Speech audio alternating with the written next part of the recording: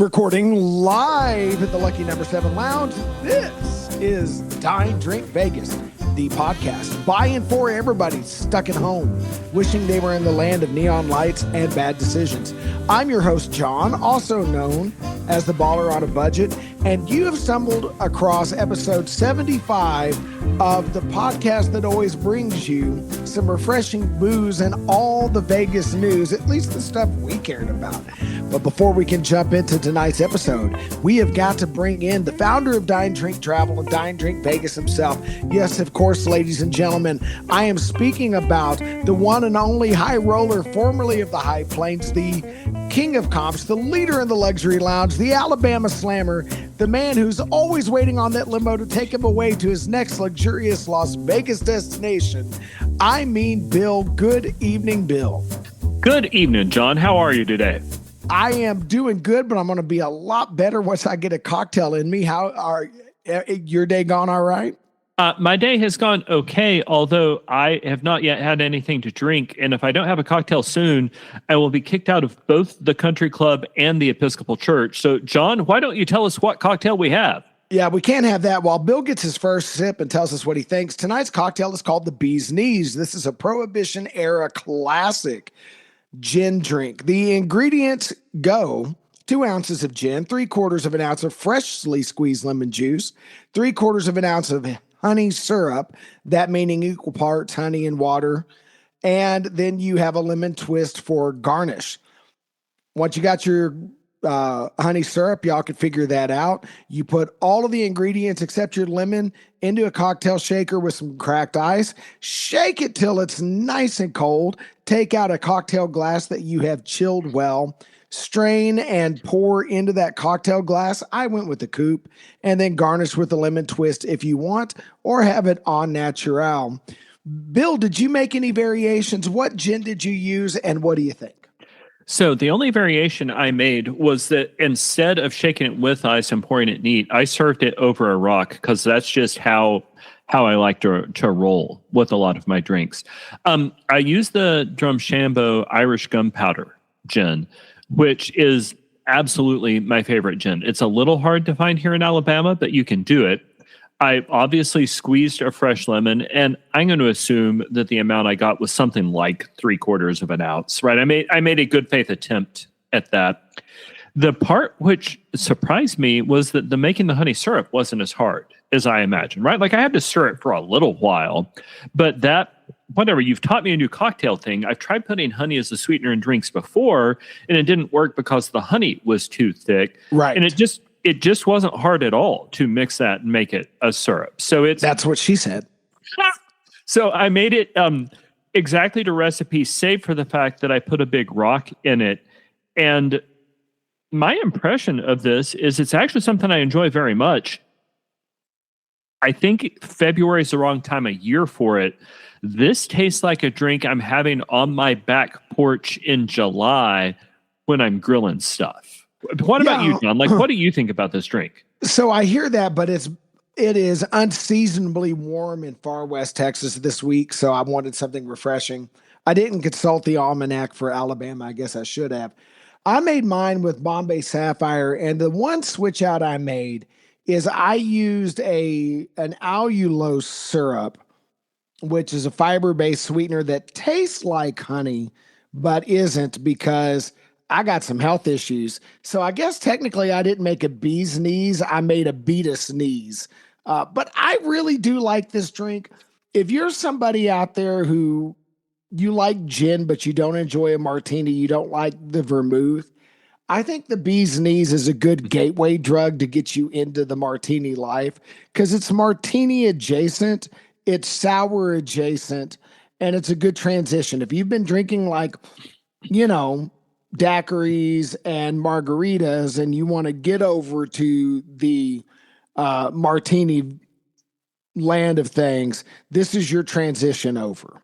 So Rachel doesn't care for gin most of the time. I don't think she dislikes it as much as she dislikes bourbon, but she doesn't like it. I would actually be willing to offer this to her. I don't know that it'd be her most favorite drink, but if gin's not your favorite, yeah, like you said, I think it's a pretty approachable thing that's worth a shot. Yeah, and I think for either of our wives, I think instead of honey, to do this with a lavender syrup might get them in the door too. So add some more floral flavors, something a little exotic, a little fun. So, and I get what you're saying there, but I don't think the honey's the problem. And indeed, I actually kind of like honey as a sweetener. And based on the inspiration you've given me, John, after we record this podcast, or maybe when I make you read like 4 consecutive news stories tonight, I'm going to go back into my kitchen and make an old fashioned, but instead of putting in brown sugar cubes, which is what I usually do, I'm going to put in about an ounce of honey syrup as my sweetener instead, because I like the flavor of honey and I like how it sweetens drinks. Well, and honey syrup is great to use as a substitute for simple syrup. If you like that flavor profile, you can get yourself like, one of those mustard or ketchup squeeze bottles at the restaurant supply store and fill it up 50-50 with warm water and honey that you've blended together, because that'll make it pour nice. And that's essentially a simple syrup at that point, a 1-to-1 sugar source and water ratio. But if you like things that have that honey flavor, that's a great way to go with any cocktail. Well, and I'll make this the last comment on this drink, but here in Alabama, there is honey everywhere. It is at all the farmers markets. I've bought honey in the year and a half I've lived here 3 or 4 times at various church fundraisers. Like, honey's all over the place. I am pretty sure it's local honey, but I enjoy the thought of using a local ingredient in my cocktails. Oh, well, that's even better. Yeah, if you've got a farmer's market that's selling a good local honey and that's your jam, this would be a good way to go. Absolutely. Well, John, should we tell our listeners what's going on in Vegas news?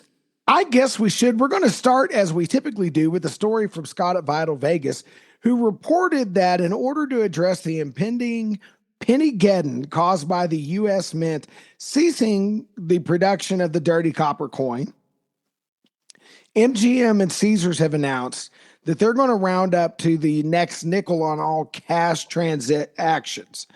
Of course, digital sales will go to the exact cent. Now, specifically what this means, if you go into the gift shop and pay $9 for a Coke and they give you change, if they owe you 87 cents back, you're going to get 90 cents.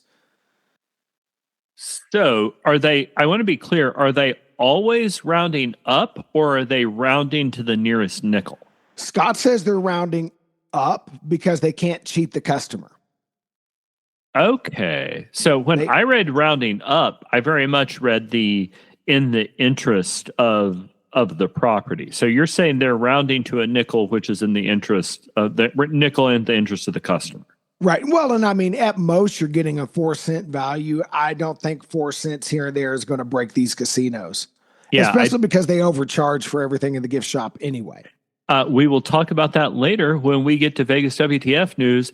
But yeah, fair. So locally here, essentially all the businesses have been saying penny shortage, which makes sense, but they are rounding to whatever the nearest nickel happens to be. So yay, Vegas at a very small level finally did the right thing about something. Well, if they can screw you out of dollars, they can grace you a few pennies. Absolutely.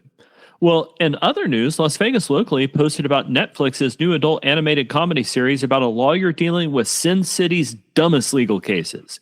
Strip Law, which I'm not going to lie, that name makes me think about something altogether different, which is also popular in Las Vegas. But Strip Law debuts on February 20th, the day this episode will almost certainly drop. John, you're going to have a review of that, I hope, for the next episode of this podcast. But I assume some of the things out of that are going to be in the Vegas WTF segment at the end of this podcast, right? Oh, I'm sure they will. And Bill, I don't know if you watch a lot of adult animation. We've been friends for a long time, and I don't think we've ever had the, hey, do you watch cartoons, buddy, conversation. But as it turns out, I am a fan of animated shows. I will still watch animated stuff for kids, but I really like animated stuff for adults. I'm a big fan of Archer. Sometimes I like Family Guy. I've dabbled in some South Park and other things. So I want to see how this goes, and I will let the listeners know whether or not this is worth their time next week. Okay. All right. Well, Vegas publicity reported that comedian Martin Lawrence, speaking of TV shows from the 90s, which we weren't, but now we are, will bring his Y'all Still Know What It Is tour to Resorts World on July 11th.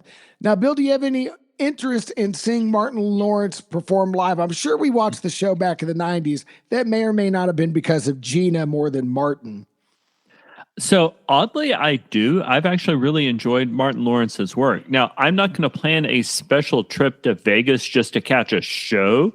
Like, it's not like a Garth Brooks concert or something. But if I'm in Vegas, yeah, I will absolutely put that on my calendar. How about you, John? Yeah, if I had a trip over that particular date, I would try to buy a ticket. I think he would be worth seeing live. I think that's one of the things that if you get a chance in Vegas to do, you do. The only big headlining comedian that I've caught in Vegas, I've been to several comedy shows, but we all on a guys trip went to go see George Lopez because I can't remember which of the guys. I think Mike just up and decided to buy us all George Lopez tickets. And our response was, okay. And I will say George was feeling very political that night. And a lot of the jokes were aimed at, I don't know, the fat, drunk Southern white guy sitting in the middle of the row.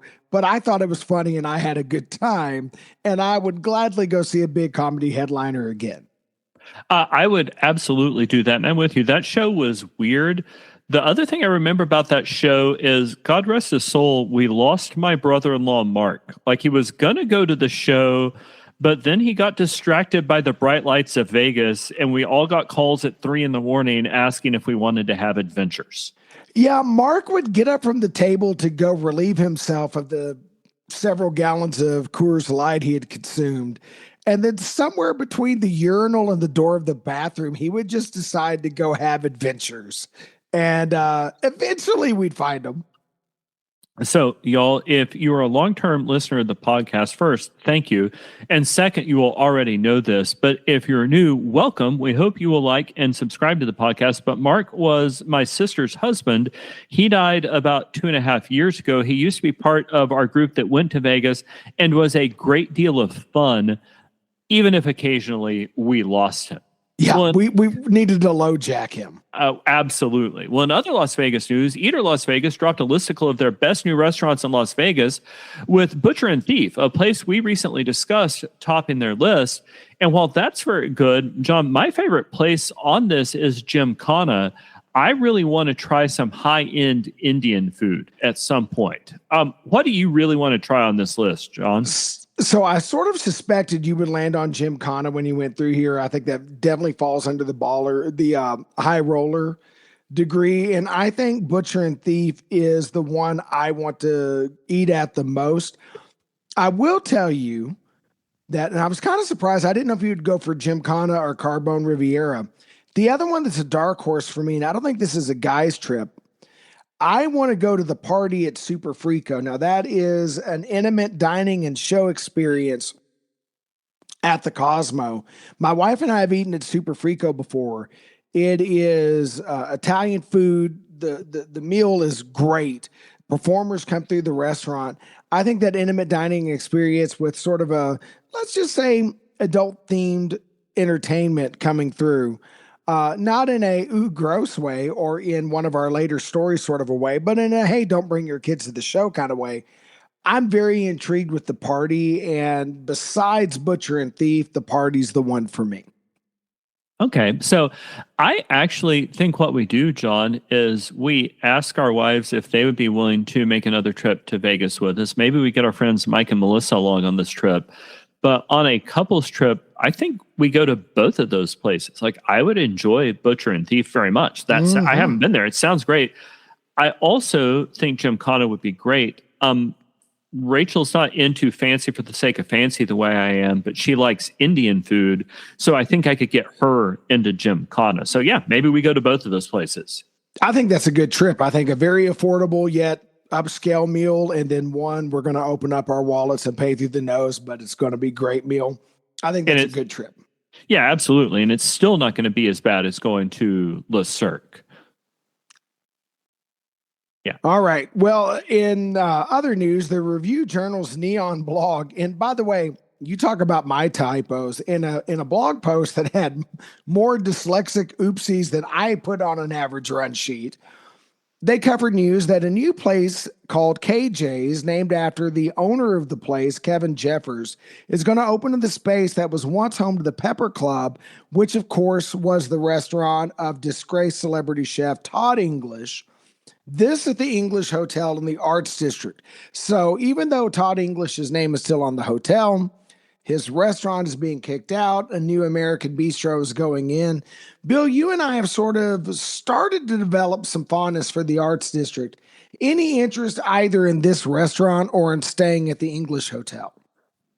I mean, if it happens, fine. I'm not going to go out of my way to do either. I just find it a super weird flex that he kept the name of the hotel is still his, but the restaurant's not there. Like, from a marketing perspective, I'm not sure I understand that decision. Well, I would imagine that that'll be the other shoe to drop. I think the name of the hotel will go away. I will say this. I've seen a couple of reviews of the English Hotel. Travel Ruby has a really good video on it.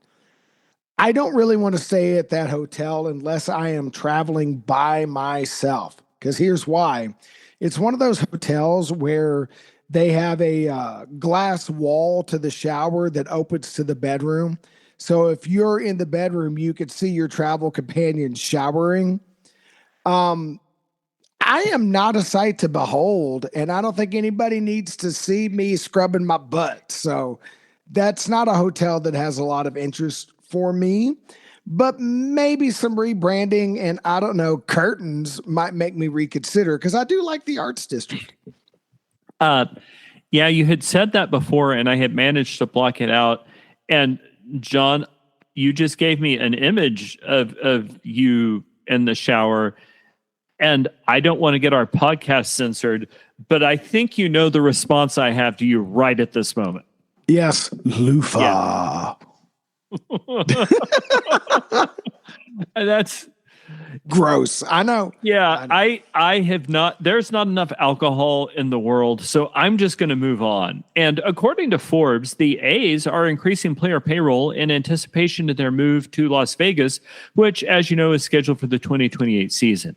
The A's player payroll for the upcoming season is $131.9 million, at least for luxury tax purposes, which is good for 20th in Major League Baseball. Now, that's still not a huge payroll by the scale of things. It's still in the bottom half, but it's up considerably from $83.9 million and dead last amongst the 30 Major League Baseball teams in the 2024 season. So, John, here's what I take from this. The A's really are moving to Las Vegas, and part of that is that they're going to put a better product on the field.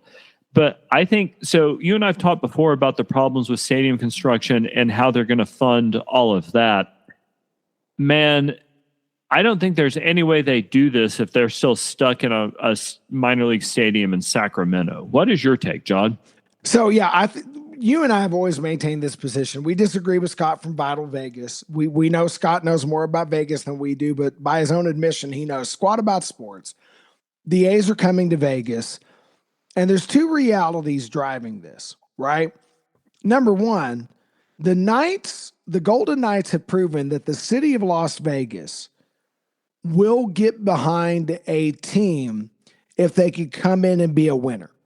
So the A's, they don't want to just rest on tourism seats. Now, the Raiders over at Allegiant, they can suck and sell out Allegiant because there's only 8 or 9 home games a year in a 17-game schedule, and lots of people will travel to see their team play in Vegas once a season. But baseball goes on for 6 months, much like hockey. You need a dedicated, loyal fan base, and they're not going to embrace this team if this team sucks. So they got to increase the payroll to put a better product on the field, as you said. The other thing is, the first couple of years, they're going to be playing in an outdoor minor league stadium. You're asking, do we know that for sure? That is the word, that until the stadium is built. Okay. Right? They're going to be in their AAA stadium in town, in the Aviator Stadium. Major League Baseball players do not want to come play in a cramped AAA stadium in Las Vegas summer heat unless they're well compensated, right? So this is both to get a fan base by having a better product on the field and to incentivize players. Hey, you're going to sweat a lot the first couple of seasons while we're getting the stadium finished, but we're worth it. We'll make it worth your while. You get to live in a fun city. And oh, by the way, here's money. So, as obviously, but from the fact that we do this podcast, I love Las Vegas. I don't love going there in the summer. I won't lie. The presence of the A's as a baseball team would make me add a summer trip because, I mean, there's 81 home games a year. You're going to find some cheap dates.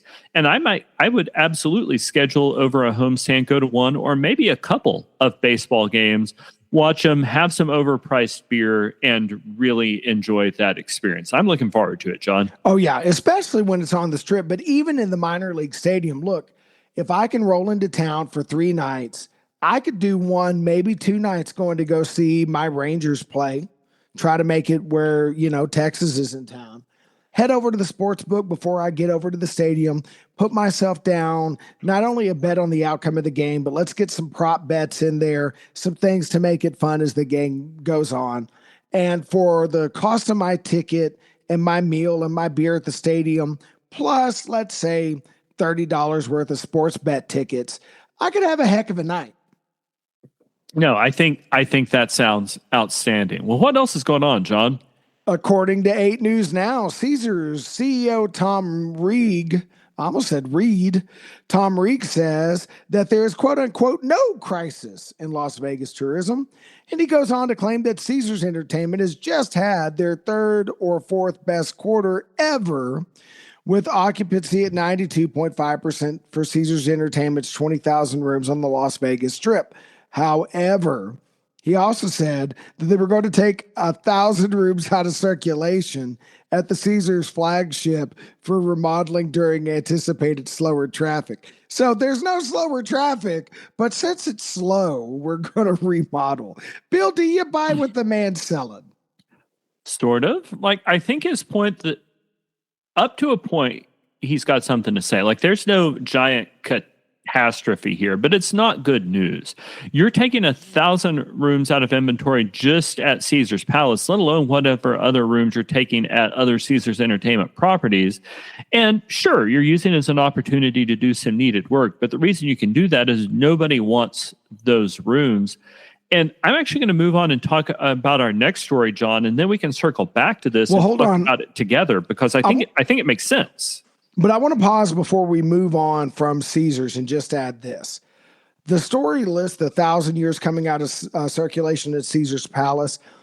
Let's not forget that during the transition from Cromwell to the Vanderpump, you're going to have a month or two where that entire property is closed. So I think it's worth adding that in. We covered that 1 or 2 episodes ago. So for context, let's add that in. And now I think the next story really hits it. So, according to Travel and Tour World, there has been a 29.8% decline in Canadian tourists to Las Vegas over the last year. Now, to be clear, that's not specific to Caesars properties, but just generally to the town. And that goes along with declines in international tourists from Brazil, Mexico, Germany, the UK, the Netherlands, and others. So, international tourists are coming to Las Vegas in much smaller numbers than they traditionally have. And I don't know what the numbers of American tourists are, but I suspect the way that you're getting to reasonably high occupancy rates is probably through discounting the rooms, right? I mean, does that make sense, John? Yeah, it absolutely has to be. It also may well be, too, that given the current state of things, that Americans have less money to travel overseas. So if you're from Southern California or the surrounding states around the valley, Las Vegas is almost a staycation. Because for you and I, where we live, getting to Vegas is something special. If you're 2 to 3 hours from Las Vegas, going to Vegas is just a really nicer, drunker equivalent of me going to San Antonio or you heading down to, Biloxi. Yeah. Right. So I do think they're picking up on Americans who are on a budget and they're traveling close to home because they are losing that international tourist. Totally fair. Well, John, what is going on with the former Margaritaville location? So we actually talked about this, I want to say about a month ago, but there's a new wrinkle to the story. News 8 now says the former Margaritaville outside Flamingo will be reborn as Category 10, a project by country star Luke Combs. Now, we actually had that months ago because Scott, no surprise, broke that story way before local TV and the Review Journal got to it. But the thing that News 8 now adds is it's not just Luke Combs acting alone with Caesars, but that the Opry Entertainment Group is there. So you do have the mothership of country music stepping in to push this. Bill, do you think having the Grand Ole Opry's architecture involved here, having the Opry group come in, might give Luke Combs a competitive edge on the Redneck Olympics over Blake Shelton down the road at Ole Red, or the struggling Jason Aldean's inexplicably putting a honky tonk between the shops at Crystal and the Cosmo where a honky tonk ought not be? Yeah. Oh, my goodness. So I like both fancy stuff and I like honky tonks, but I would not combine the two any more than I would combine a tiki bar with a high-end French meal. I knew it. I knew he was going there. I knew it. Yeah, because that's where I needed to go. So no, I don't think this makes a huge difference. I mean, sure, the fact that you've got a professional management group will absolutely help you run an effective business because Luke Combs might be there maybe a couple times a year. The fact that it's the Opry, though, I don't really care because nobody really goes to Las Vegas for high-end culture, even if it is high-end country music culture. They're going to be stumbling up and down the strip and they're going to hear country music and be like, cool, we'll go in. And even if they dislike it, they'll see a special for beers and go in. I don't think the fact that it's the Grand Ole Opry makes that much of a difference. You know what, Bill? I think I'm going to skip on Ole Red. I'm going to skip on Category 10. I'm going to skip on Jason Aldean. So when I want to get my yeehaw on in Las Vegas, I'm going to head on over to Treasure Island and go to Gillies, and I'm going to drink my $1 Lone Stars and watch a businessman from Boise fall off the mechanical bull while some cover band butchers Brooks and Dunn, and it's going to be a good night. That is actually exactly what I do. I would go to Gillies. So, John, one of the segments we like to do on this podcast, but we don't get to every time, is Vegas WTF. So just wild Vegas news that doesn't really make any sense to normal people. We don't get to do it every episode of this podcast, but tonight we have two stories, and I will go with the first. So in our first Vegas WTF story, UK newspaper The Daily Mail has yet another story of truly outrageous Vegas pricing. They showed a receipt from the Dolby Live Theater at Park MGM where a concert goer was charged $100, so $50 each for 2 margaritas. But that's not where it stops. There were 2 bottles of water at $8.75 each and an automatic gratuity of $27.58 and, of course, tax. But then, and this is where it really gets wild, to add insult to injury, there was also a $26 administrative fee, which brought the total for 2 margaritas and 2 bottles of water to $180.78. John, how do you... Like, I will fight you on this if I need to. A $26 administrative fee on top of a $50 margarita strikes me as obscene. How do you defend yourself against stuff like that in Vegas? Unless that margarita is, what is that fancy ceramic bottle tequila you like so much? Oh, the Clase Azul that we killed at my house this weekend. That $50 bottle of margarita better be Casa Azul being poured down the leg of Salma Hayek like in the movie From Dusk Till Dawn, straight into my mouth at $50. I am telling you right now, I better hear Tito and Tarantula playing Only After Dark in the background The real ones just got that reference. The rest of y'all Google it, okay? Look, a $50 and then a $26 fee. And then look, I believe in tipping the wait staff, but you are dictating to me the percentage of my tip for my overpriced margarita. And what are you administrating? What are you administrating? Well, and the automatic gratuity, I'm going to assume, works out to about 25%, including an automatic gratuity for the bottles of water, which acceptable, a little bit high, particularly given the high price in the first place. That makes me think I'm not going to go watch anything unless at the Dolby Live Theater, unless I've decided to go sober. And that's not how I roll in Las Vegas, John. Yeah, I think this is a case where, and I know a lot of people can't because of work purposes, but if you're going to go see a show at this particular venue, pre-game and pop a gummy because you're not having adult beverages. No. MGM. Not that anybody from MGM listens to this podcast, but if you do, MGM, do better. Like, this is ridiculous. This is ridiculous because we already know you're getting us on that ticket price to get into the venue in the first place. And yeah, no, this is ridiculous. All right. So I'm already worked up. I'm going to calm myself down with another story that surely can't make me angry. And even more Vegas WTF news. A Las Vegas strip club says it has gotten a surge of auditions from laid off hospitality workers. Crazy Horse 3, which apparently is located by Allegiant Stadium, has seen a 55% increase in dancer auditions over the last 3 months. So, yeah, I want to go back to that Caesars story for a moment.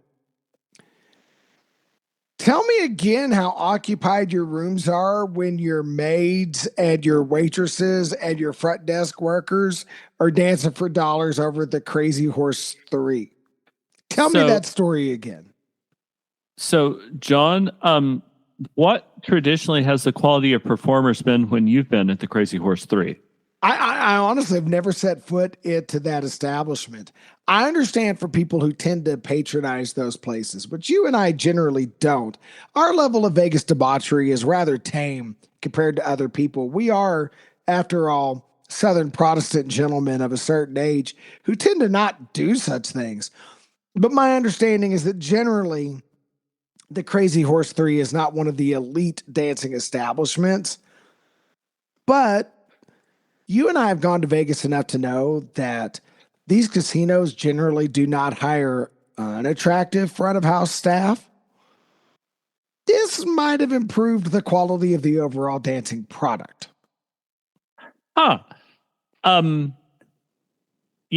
Occasionally my wife listens to this podcast, so Rachel, I can't imagine why. Yeah, I'm going to quit talking now, John. That's what I'm going to do. Yeah, put the shovel down. You're in a hole. Put the shovel down. On that note, I think before Bill and I need divorce lawyers, we're going to bring this episode to an end.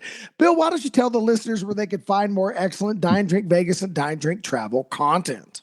So, folks, you can find us on YouTube at Dine Drink Vegas, where I bring you short and focused videos to help you plan your next trip to Las Vegas. Something like 5, maybe 10 minutes on a particular hotel room, a particular restaurant, or a particular thing you might do. You can also find us on YouTube at Dine Drink Travel, where I include videos about things like executive lounges, including at the Las Vegas airport, as well as things like my trips to Ireland, including ones that I have in 2 weeks. You can find me on essentially every social media platform at Dine Drink Travel, but the most significant of those is probably X, because that's where you can find John. I'm at Don Drink John. I would be happy to talk to you about Las Vegas, other travel destinations, fine dining, gourmet coffee, excellent adult beverages, or you can just follow me, lurk, and wait for my inevitable meltdown when my beloved Dallas Cowboys do stupid things throughout the NFL offseason, because I will have things to say. We know you have many podcast choices out there. We're so glad you decided to take the time to listen to us. If you have a friend who's planning a trip to Las Vegas and could use a little travel advice and take advantage of our sage wisdom, or if you have a mortal enemy that cannot stand to listen to old, fat, white, drunk Southern guys. Drink it, talk, and drink it, talk.